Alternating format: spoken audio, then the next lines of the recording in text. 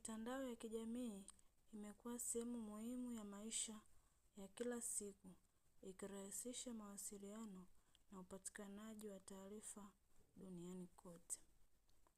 Kupitia mitandao ya kijamii, watu huwasiliana kwa urahisi bila kujali umbali waliopo. Mitandao ya kijamii pia hutumika kujifunza, kushiriki maarifa na kupata taarifa mbalimbali za elimu. Mitandao ya kijamii hutuwezesha kupata habari na matukio mbalimbali kwa wakati.